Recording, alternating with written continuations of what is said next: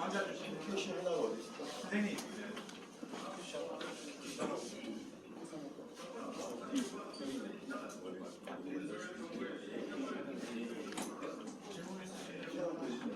네, 질문 드리겠습니다. 그러면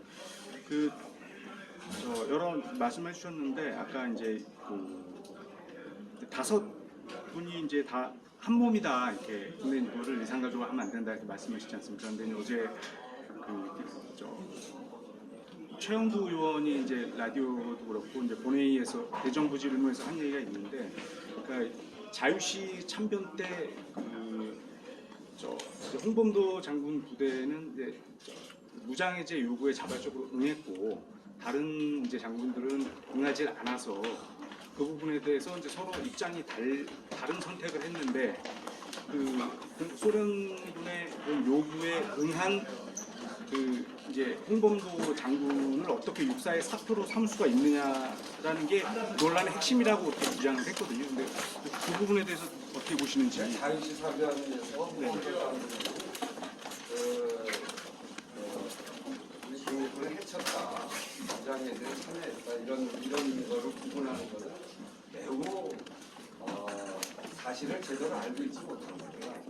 이제 안병주 교수를 비롯한 우리 역사학계의 공통된 인식 그리고 그동안에 규명된 사실은 그런 무장해제 과정에 벌어진 소련 적군의 공격에 대해서 굉장히 가슴 아파했고 또 그것을 그 인근 솔바스에 가서 땅을 치면서 통곡을 했다 이런 기록이 사실 남아있는 유일한 기록입니다. 이제 그런 점에서 볼 때 그것을 그렇게 가르고 마치 홍범도 장군이 자유시 참변에 가해자 쪽에 참여한 것으로 그렇게 이야기하는 것은 역사를 왜곡하고 있는 것이다 이렇게 분명하게 말씀드릴 수 있습니다. 이미 지난번에 국방부의 대변인이 발표했을 때 기자들의 질문에 의해서 명확하게 드러난 사실 아닌가요? 그거를 또 얘기하는 거는 계속 그거 억지로 우기는 거죠. 국방부 대변인도 거의 답변을 못하고 참여하지 않은 것은 사실이다 이렇게 얘기했는데 참여했다고 계속 얘기하는 건 우기는 거지 그게. 근데 이제 이 얘기가 계속 나오는 이유는 그렇게 이제 자유시 참변 과정에서 어떤 이제 선택과 분명한 입장과 행위를 했는지에 대해서 뭔가 분명하게 남아있지 않으니까 어쨌든 그런 어떤 가해자 쪽이든 뭔가 소극적이든 이런 역할을 했지 않았겠냐 의심을 이제 계속 반대쪽 주장하는 사람들은 할 여지가 있는 거 아니겠느냐. 계속 그런 주장을 하는 것 같아가지고. 그렇지 않다고. 그걸 계속 우기는 거예요.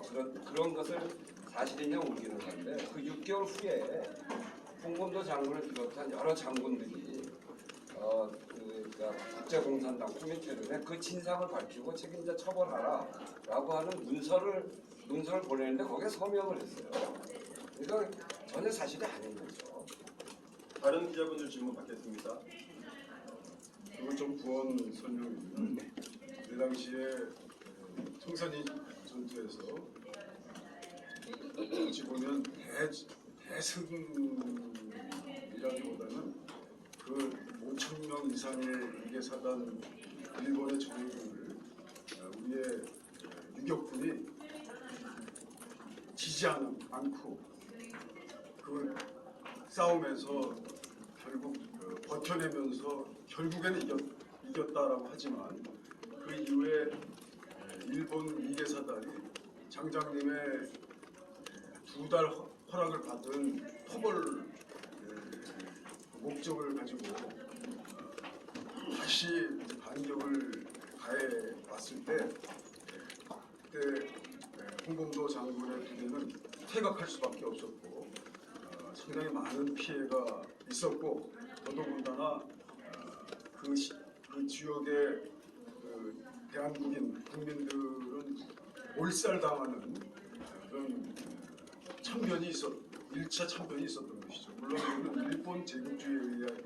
참변이었지만 그러고 난 다음에 소련 지역으로 피신돼 있을 때 그때 일종의 제노사이드라고 할 수 있는 그 자유시 참변에 홍범도 장군이 오히려 적편에 서서 우리의 그 항일 무장군을 사살하거나 피해를 줄 수 있을 만한 객관적 조건이 거의 정반대인 것이죠. 그런 것이기 때문에 역사적으로 혹시라도 반대편에서 뭐 무슨 소문을 냈다든지 뭐 이런 근거가 조금이라도 있으면 뭐 모르겠습니다만 그래도 전혀 그런 것이 없는 상태에서 그냥 우기기, 그냥 떼쓰기 방식으로 역사를 바라보는 것은 잘못된 것이다라고 하는 것이 일반 학자들의 정설입니다. 그만하시죠. 그거는 뭐 이미 여러 차례 이야기 돼서 그건 뭐 저 역사학자들에 의해서 거의 규명되어 있는 사실인데 그 자꾸 그런 것처럼 얘기하는 건 전 옳지 않다고 생각합니다. 네, 또 질문. 근데 지금 독립운동 후손들이시기 때문에 언론이 어디신가요? 예, 다른 또 말씀드릴게요. 저 미디어 오늘의 조현호 기자입니다. 아니 그러니까 그건 이제 반병일 교수도 그렇고 역사학자들이 이미 정리를 많이 한 내용인데 또 질문.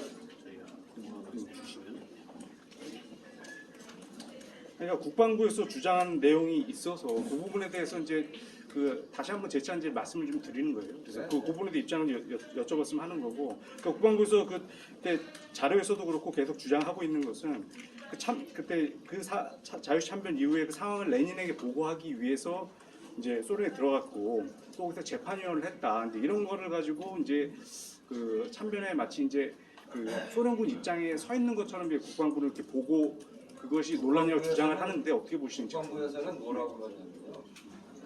홍범도 장군이 빨치산 했다고 그러잖아요. 19년부터 22년에. 그 빨치산이 뭔가요? 비정규군 아니에요? 의병을 빨치산이라고 그러잖아요. 당시에 그러니까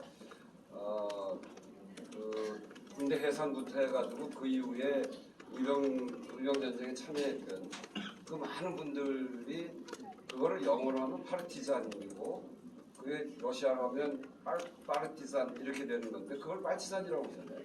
그거를 김일성 빨치산처럼 왜곡하는 데가 지금 국방부인데 국방부의 얘기를 그것만 들어봐도 너무나 얼마나 왜곡하고 있는지를 잘 알 수 있잖아요.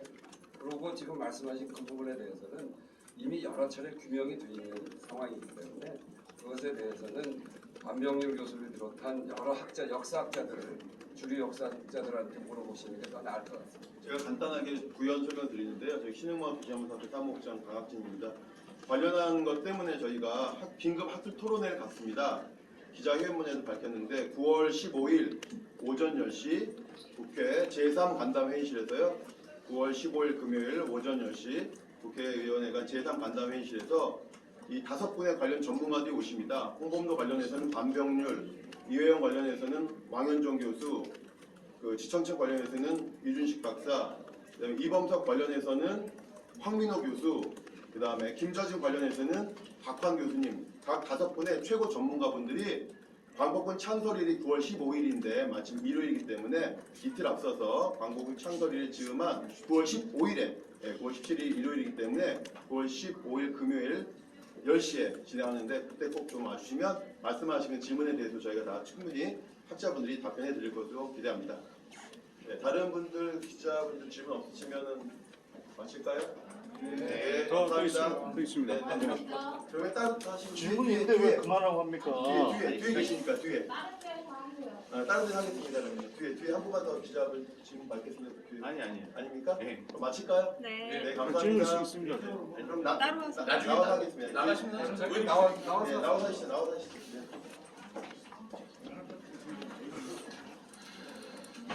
왜 질문 못하게 하세요? 아 지금 저희 석강 마감해야 돼가지고요. 죄송합니다. 기자회견이 많이 연장이 네. 됐잖아요.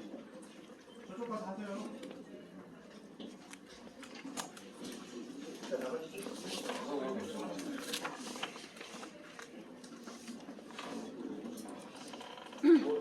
제가 해도 되나요? 네, 준비가 다 됐어요. 검찰 수사 관련해서 브리핑을 해드렸고요. 지금 관련 준비사항이 있습니다. 고객님 혹시 오늘 발표하신 입장은 검찰이랑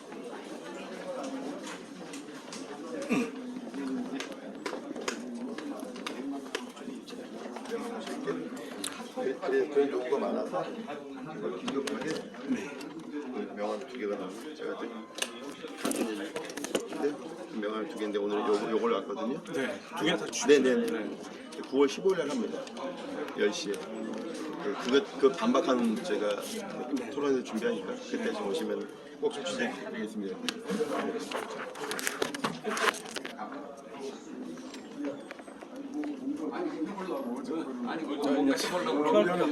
같이 해야 되는데 너무 따지듯이 하니까. 네. 아니 그 중요한 얘기니까 직접 저는 저 얘기 그 독립군 후손 지금 일을 하고 계시니까 직접 말씀 좀 들어보려고 말씀드린 거고요. 그리고 저 한 가지 저 지난번에 저 신원식 장관 거기서 네, 일이죠. 네, 네, 네. 그래가 저 장군님 북한으로 파보내라고 하는데 그때 기자시죠? 나중에 끈질긴 기자십니다. 저도 조 기자님하고는 전화 통화를 굉장히 오래 했던 기억이 나는데 저는 이준식입니다. 좀 독립운동사 연구자이기도 한데 지금 현재 확인된 거로는 홍범도 장군이 자유시 참모련에 관여했다는 기록 없음입니다. 그 이상도 이하도 아니에요. 그 국방부는 자꾸 추정된다 뭐 그런 주장도 있다 그러는데 그런 얘기를 많이 함으로써 자꾸 그게 있는 것처럼 사람들에게 느끼게 하려는 무슨 그러니까 지금 완전히 위인 전술 그 같은 3인 성호를 만들기 위해서 이러는 거예요. 자꾸 그런 말 하다 보면 그렇게 의심하면 근거가 이러는 건데 있냐고 사람들이 생각할까 봐 그러는 건데 지금 현재로는 관련된 기록 없습니다. 이게 역사학계의 공통된 입장이에요. 그리고 이제 좀 다른 얘기인데 그 백선엽에 대해서 이제 친일이 아니라는 것에 대해서 그게 아니면 이제 직을 걸겠다고 이제 저 지금 보훈부 장관이 얘기를 한 거 있지 않습니까? 네. 그거에 대해서 혹시 어떻게 보시는지? 일단 네. 제가 말씀드릴게요. 2009년에 활동을 마감한 친일 반민족 행위 진상규명위원회에서 1006명의 중대한 친일 반민족 행위를 한 자를 결정을 했어요. 그리고 백선엽 장군은 거기에 포함됐습니다. 그리고 친일 반민족 행위를 했다는 사실이 대한민국 관보에도 실려 있어요. 그거를 국가보훈부 장관이 부정한다? 그거는 아무리 지난 정부에서 한 일이라고 하더라도 그걸 부정하는 것은 그야말로 반국가입니다. 네. 아니 대한민국 관보에 실려 있는 사실을 지금 장관이 어떻게 그걸 부정을 해요?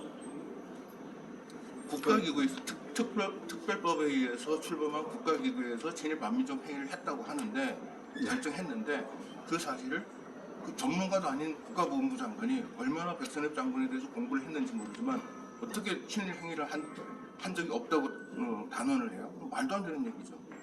근데 그거에 대해서 이제 국가기구라고 하더라도 거기에 이제 위원회나 구성이 노무현 정부에서 만들어졌고 그 위원회는 당시 야당에서 추천한 위원도 들어가 있었습니다. 그 위원회에서 결정한 거예요. 근데 이제 뭐 9대1 비율로 이렇게 편향돼 있는 사람들이 한 거라는 아니요. 주장이기 때문에 그건 받아들일 수 없다는 게 이제 그러니까 그것 자체가 거짓말이에요. 네. 9대1 아닙니다. 9대1 아닙니까? 예. 어디 그런 거짓말을 해요? 그런 거는 네. 친일 반민족 행위자 보훈부 장관이 얘기했습니다. 과거사위원회에서 거의 판결 형식으로 그 수년 동안 연구와 조사와 의견 회람 끝에 판결 형식으로 주문해서 백선엽 이렇게 이거다. 거기에 이제 가장 대표적인 내용이 간도 특설대로서 판결이요? 판결 형식 결정 주문을 결정을 그러니까 이제 했는데 위원회 주문이 거죠. 위원회 결정문이죠. 네. 특별법은 사람을 대상으로 한 게 아니라 행위를 대상으로 했어요. 그러니까 백선엽 장군은 이런 친일 반민족 행위를 했다고 자료를 통해서 네. 입증을 해서 중대한 친일 반민족 행위를 한 자라고 결정을 했는데 그걸 갖다가 이제 와서 내가 보기엔 그런 사실이 없다고 얘기하는 게 도대체 무슨 의미가 있는지. 그러면은 국가기구가 결정한 거를 뒤집어 엎겠다는 건데. 근데 그거는 그냥 어떤 학자들의 의견만을 한 것이 아니고 모든 자료와 모든 역사적 증거와 기타 근거의 참고 자료를 통해서 가장 그래도 대표적으로 추천된 그러니까 여러 입장과 전문성 이런 것들이 고려돼서 아주 공적으로 구성된 위원회에서 주문 형식으로 해서 대표적인 것이 간도 특설대로서 토벌의 주모자로서 결정이 됐습니다. 그러니까 그걸 지금 와서 그 반대 뭐 증거라든지 기타 다른 얘기는 하지도 못하면서 그냥 정치적으로 구호 외치듯이 외치는 건 잘못된 것이다라고 생각하는 거죠. 근데 저는 거기에 나서서 간도 특설대의 그 고위 장교 출신, 만주군 장교 출신으로서 그 행위를 한 자라면 그것은 거의 반민족 반역행위라고 볼 수 있습니다. 그 반역행위는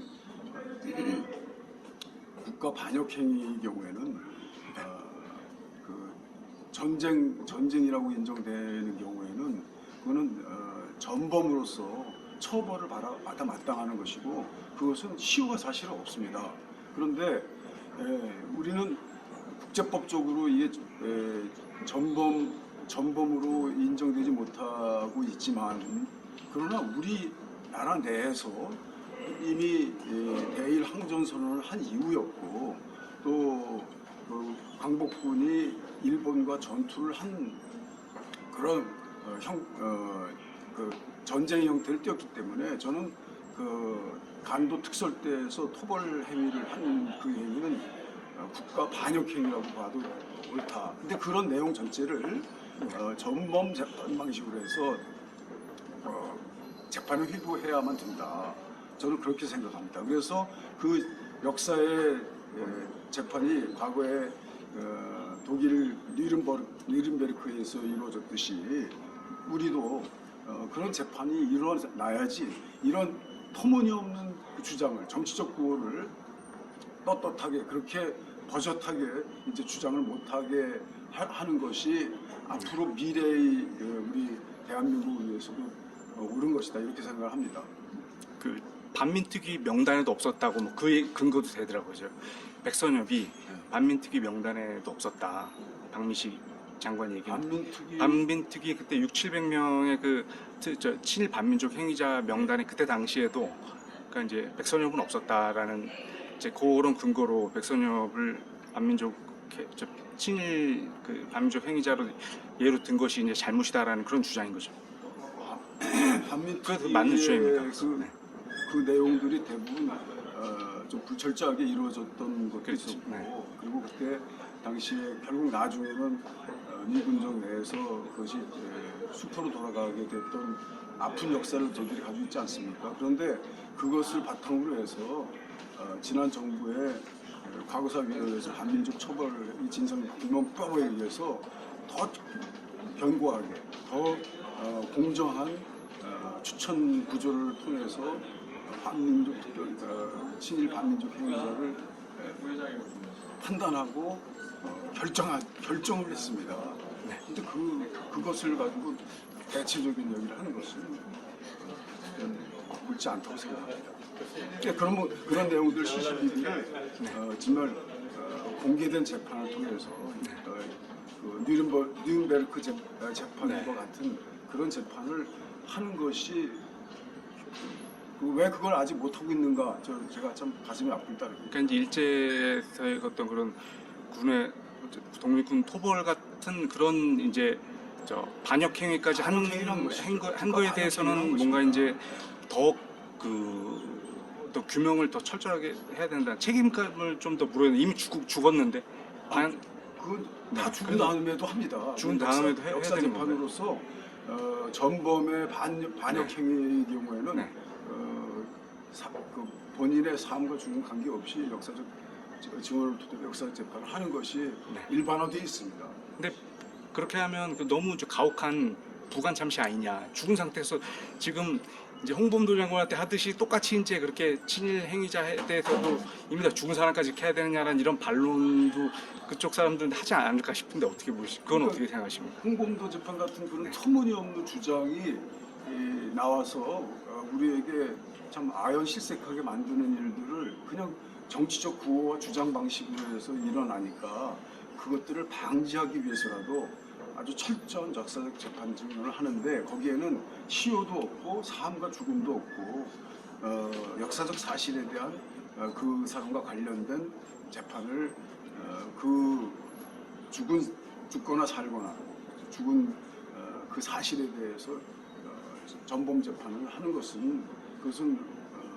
그 기판력이나 기타 그 재판의 원칙에 어긋나지 않는다라고 하는 이제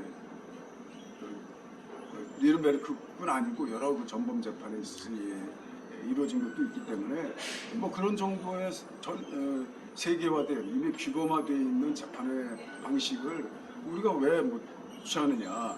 단지 그때 니른베르크의 경우는 국제법적으로 뭐 전쟁이었다라고 하지만 보십시오. 그때 간도 특설 때의 만주군으로서 동지권을 토벌하고 그때 우리 유격군을 다 학살했던 만주군 간도 특설 때가 그때 임시정부의 군인으로서 또 그 군인들이 항일전을 진행하고 있다라고 하는 선전포고 내용 그런 것도 몰랐겠습니까? 단지 우리 어떤 국제적 정세 또 그런 약소국의 서러움 이런 것 때문에 우리가 일본의 적극적인 전쟁 당사자로서 인정을 못 받았던 것이 안타까운 일이지만 그러나 저희가 볼 때 저희가 우리 대한민국 내에서 다시 전범 재판을 할 수 있다라고 하는 데는 저희들이 본 이 대한민국이 본 전시 상황 그리고 광복군 중심으로 임시정부가 일본을 향해서 항전선언 대일 선전포고를 했던 그 사실을 역사적으로 어떻게 부인합니까?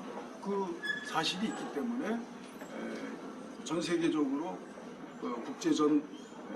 전쟁을 했던 것과 똑같이 우리 한도 특설 때의 반민족 토벌행위 그것을 반역행위로서 재판을 할 수 있다 없다를 우선 다퉈보자 이거예요. 그러나 그것은 다투면 저는 충분히 우리 국내에서의 국제법의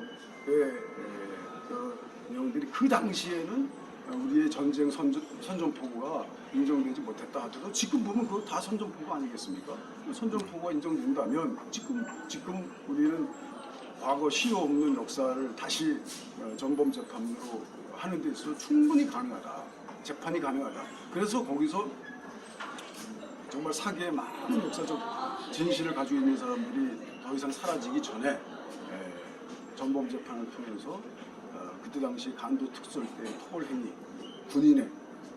만주군의 군인의 특설 때는 선전포고를 한 광복군의 정반대되는 반역행위로서 그때 그 행위를 처벌하고 역사적으로 처벌하고 주문을 결정할 수 있다. 그러니까 그 내용이 반민족 처벌 진상규명법에 의해서 사실관계로 많이 들어져 있고 주문도 결정이 돼 있고 그때가 이후의 내용에 보면은 우리나라 그때 당시에 총동원된 역사적 진실을 학술적으로 또 사실적으로 역사적으로 규명한 절차에 의해서 이루어져 있다.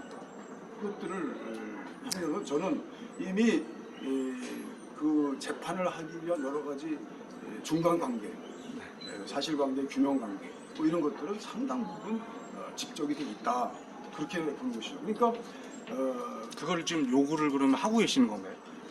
저희는 이번에 난데없이 왜 홍범도 장군 또 이혜영 선생, 지청천 이분들이 우리나라 국군의 뿌리로서 무장 독립투쟁의 영웅으로서 육사에 계신 것이 일반 국민들 관점에서 볼 때는 그게 왜 이상한가라고 전혀 생각지도 못했고 그리고 과거에 그분들은 박정희 대통령 때도 서운을 받은 그런 분들이기 때문에 의문이 없었어요. 그런데 난데없이 그분들을 육사 앞에 충북안 앞에 전쟁 영웅으로 우리 무장투쟁의 항일 무장투쟁의 전사로서 서 있는 것이 잘못됐다. 그리고 거기 잘못된 그 뒤에는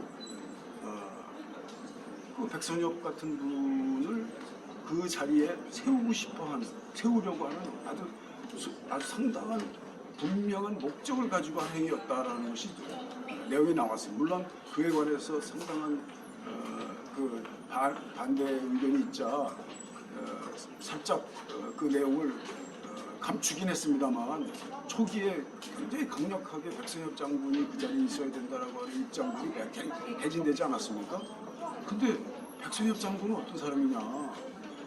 사람들한테 공개가 많이 안 됐습니다만 친일 반민족 행위 처벌 진상법에 의해서 진상규명법에 의해서 그는 단독수사 때 반역행위, 국가적 반역행위를 한 사람들이 있단 말이에요. 친일, 그냥 단순한 친일 행위가 아니에요. 반역행위를 한 사람입니다. 그건 어쩔 수 없이 전쟁과 전쟁 사이에 그 군사적 다툼, 전투나 전쟁의 형태로서 이루어졌기 때문에 그런 것입니다. 그것을 안타깝게 우리 국민적 관심으로 그것을 이렇게 고양시킬 수 있는 기회를 우리는 아직 가지고 있는데 그걸 네. 못하고 있다. 단순히 오히려 그냥 역행하고 과거사 있다, 진상규명위원회에 네. 이런 사실이 있다라고 하는 주문의 결정만 가지고 있다는 친일 얘기죠. 반민족 행위에서의 어떤 그 규정과 선정과 어떤 그런 역사를 기록만으로는 이제 미흡하고 부족하다는 말씀이신 그렇습니다. 거잖아요. 그렇습니다. 그러니까 이런 일이 벌써 발생하는 거 아닙니까? 이게 일사부재리 일종의 역사에 가장 권위 있는 기관에서 판정을 했는데 그 이상의 뭔가 이제 기록을 넘어선 뭔가 이제 처단의 의미를 한다 그러면 그럼 또 다른 갈등을 불러일으키지 않냐. 그러니까 교육의 측면으로 이제 참여정부에서 한 거는 교육과 기록으로 남기면서 그렇게 살지 말자는 물론 걸로 그런 입장이 있을 수 촉한데 있습니다. 네. 어떤 평화적인 어떤 그런 부분보다 네. 또 그런 사람들이 했던 방식대로 똑같이 그렇게 좀 그런 사람들이 극악 무도한 일을 했다고 그거에 대한 어떤 이제 바로잡는 과정도 그래야 되느냐라는 그런 반론도 있지 않겠냐는 거죠. 그렇습니다. 네. 물론 그런 반론이 있을 수 네네. 있습니다. 그러나 인권과 재판 규범과 재판 절차에 있어서 우리보다 조금 앞선 내용을 가지고 있고 역사도 진전된 내용을 가지고 있는 유럽 특히 독일에서 이루어진 예를 보면 저희는 이거는 아직 역사적 정리, 재판상의 정리, 역사적 사실에 대한 분명한 확정을 우리가 아직 못하고 넘어갔다. 그런데 그 기초 사실은 너무너무 우리에게 정말 참혹하고 정말 규명돼야만 우리가 미래로 더 나갈 수 있는 그런 중요한 내용을 담고 있지 않습니까? 그리고 그 말씀드린 것처럼 친일 반민족 행위자 진상규명법에 의한 과거 사실에 대한 결정과 그것이 전범 재판한 내국행위자에게 반역 행위자에게 어떤 처벌을 내리는 물론 그거는 죽거나 살거나 관계없이 역사적 사실을 재판하면서 역사 사실에 관련된 당사자를 이제 함께 재판하는 것인데요. 그거는 엄연히 일사부재리 똑같은 종류의 재판의 기판력의 문제는 아니다. 그래서 우리가 아직 해야 될 일을 안 하고 있는 것이다라고 이제 저희들은 강력히 생각을 하고 있는 근데 이제 간도 특설대 문제가 제일 중요한 문제인데 간도 특설대에 대해서 이제 가장 강력한 증거는 이제 본인이 자서전에 일본판으로 쓴 자서전에 이제 했는데 자백을 했는데 이제 자백을 이게 그게 자백이 그렇죠. 무슨 내용인지도 모르고 자랑스럽게 근거를 스스로 대고 있습니다. 비판을 해도 뭐 어쩔 수 없다 뭐 이런 얘기까지 하면서 거기에 대해 했는데 근데 이제 구체적이어야 되잖아요. 그러니까 이제 구체적인 어떤 우리 독립군을 어떻게 자기가 토벌을 했고 그런 것들을 밝혀내기가 좀 한계가 있지 않을까 하는 생각이 들더라고요. 저는 그 옛날에 백선엽 장군 관련된 이제 관련된 취재를 하면서 자료들을 봐도 그런 부분이 약간 좀 불분명할 수밖에 없는 게 아닌가 하는 생각이 좀 들어서 근데 자연스러우면은 보통 그런 게 있으면은 피하기 일쑤이고 드러내지 않기가 일반적일 텐데 본인이 그것을 떳떳하게 얘기한 사실 뭐 이런 것들이 가릴 수 없는 진실로 이루어졌기 때문에 사실 쉽게 그 진상규명을 이루어질 수 있었거든요. 근데 그런 정도만이면 저는 그때 당시에 그때 국제 정세라든지 이런 경우가 저는 사실 나라가 약하고 나라가 자기 생명 실체를 보호해주지 못하는 단계에 있었기 때문에 그때 사실 항일운동을 한 사람이나 기타 어떤 대외적인 활동을 하는 사람들은 훨씬 그 국제 정세에 밝았습니다. 전 사실 우리나라 지금은 이제 우리 대한민국이 이루어졌고 대통령이 헌법상으로도 국민의 안전과 신체를 보호하고 안전을 지키는 것을 가장 최고의 의무로 국가 책임으로 이렇게 보고 있지 않습니까? 그렇기 때문에 보통 일반 국민들은 태어나서 그냥 자기 삶을 지키기 위해서 열심히 일하고 그것이 결국 자기의 생명을 지키는 일이라고 믿고 있지 않습니까? 그래서 그 좋은 나라가 됐습니다. 그런데 예전에 정말 임시정부의 정부 선언도 하고 정말 어려운 한참 노숙의 생활 속에서도 우리가 정부를 구성했다고 그러지만 그건 임시정부 아니겠습니까? 그러니까 임시정부의 역할이 아무리 컸다 하더라도 보통 항일운동가라든지 아니면 그 반대자에 있었던 정말 토벌대의 그 반대자 그들은 실제 국제 정세를 잘 알고 있었습니다. 우리나라가 어떤 나라이고 아직 일부가 항일전을 하고 있지만 그러나 그는 얼마 가지 못할 것이다라고 하는 그런 전쟁 개념에서 강자 쪽에 서 있는 것이 분명했던 내용들이 많이 나옵니다. 그러니까 독립운동가도 그때 레닌 공산당이 만들어질 때 다 갔습니다. 약소국의 이익을 표방하면서 레닌 공산당은 상당한 이 약소국 국민들, 인권운동하는 독립운동하는 사람들에게 많이 관심이 대상이었고 적극적으로 접근을 했습니다. 그때 그 이회영 선생도 그 조성원 선생을 통해서 같이 그 피해 일요일 사건, 레닌의 혁명, 이 내용들이 과연 이게 우리나라 대한민국의 앞으로 미래를 위해서 이것이 어떤 의미를 가지고 있는가 굉장히 관심을 가지고 하시고 그 국제 정세에 굉장히 능통하고 밝았습니다. 근데 그건 그분뿐만이 아니라 모든 그 국제 정세에 능통했던 그 증거들이 또 항일운동가에게 보여집니다. 그렇기 때문에 그걸 전제로 본다면 그 반대편에 섰던 그 간도 특설 때의 소위 두드러진 인물들 영웅이라고 얘기할 수는 없죠. 근데 여태까지 영웅이라고 얘기가 됐을 텐데 그런 분들도 자기를 보신하기 위해서 이 국제 정세가 어떻게 돌아가고 있는가를 상당히 잘 깨우쳐 알고 있으리라고 봅니다. 그렇기 때문에 이것은 임시정부의 임시 그러나 임시정부는 대한독립군 서울군정 공동군정서 약한 고리였지만 그때 당시에 약간의 분열이 있었지만 그러나 최선의 노력을 다하면서 임시정부의 군인으로서의 그 정치적 제도와 행동 방침이나 이런 것들이 힘이 없더라도 그때